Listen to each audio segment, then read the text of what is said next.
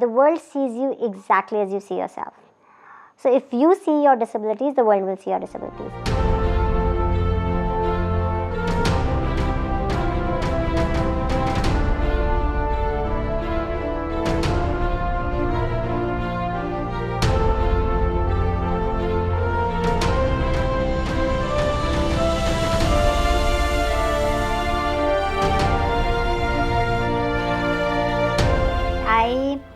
I was actually my nursery school topper, and my interview went well, but I had a nasal voice, and I had a cleft palate, and I had a nasal voice.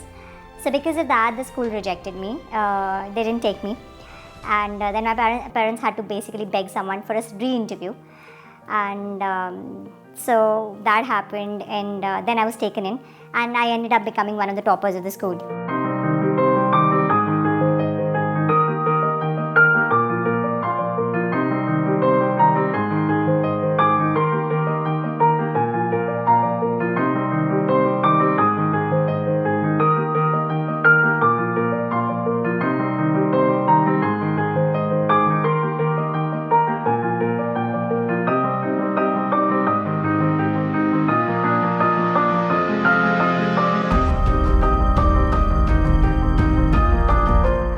Work 20-hour days, and I've always had this thing about needing to do something more impactful with my work, with my life. And I was very, appreciated in my company. I was doing extremely well, and I loved my job as well. But I was missing that emotional satisfaction of having made a difference.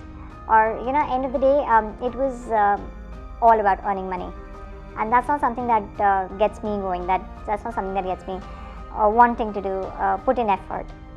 And I was realizing that I needed my days to have meant more. If I was working 20-hour days, then I needed to have made a little bit more with my day than this. And I thought that if I work 20-hour days for the country, then there is so much more that I can do. That there is so much that I can help change. That there's so many people whose lives I can affect in a positive way. And that's how I decided to finally quit my job and get into civil.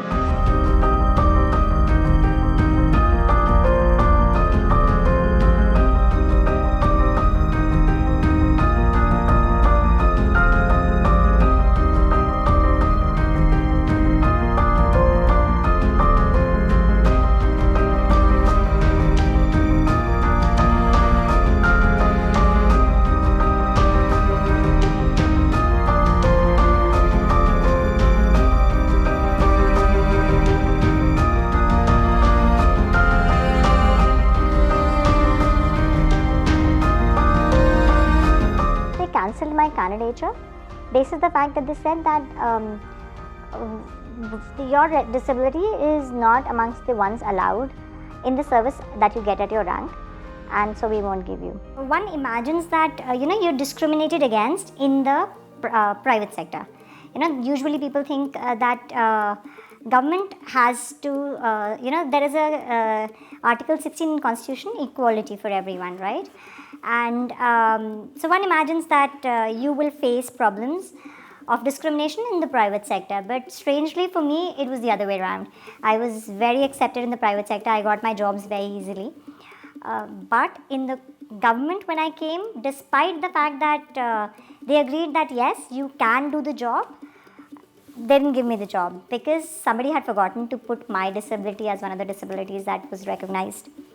So it was very strange, and it was quite surprising actually, because you've cleared, everybody accepts that you have this disability, and everybody accepts you can do the job. But then suddenly it's like, oh, we forgot to add this one. We forgot to think that this kind of case can exist, and hence we won't give you the job.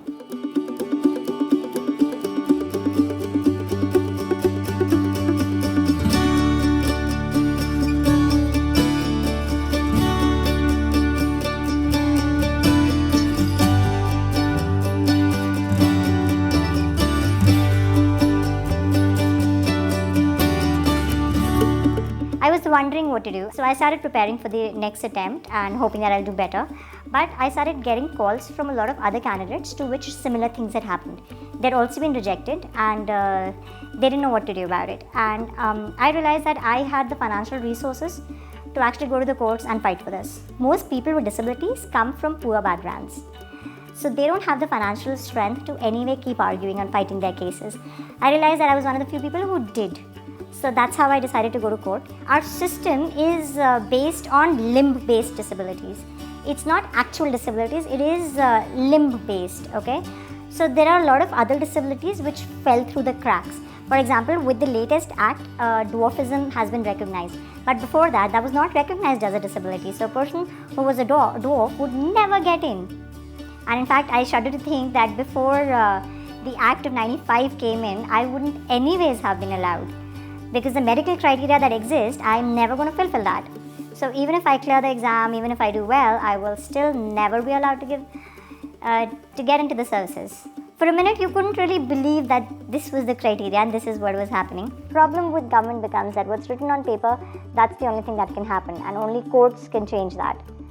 Which is why we had to fight this battle, and which is why this had to be taken up. Because if it can affect a lot of lives, and thankfully with the new act, these kind of things will be a little less often.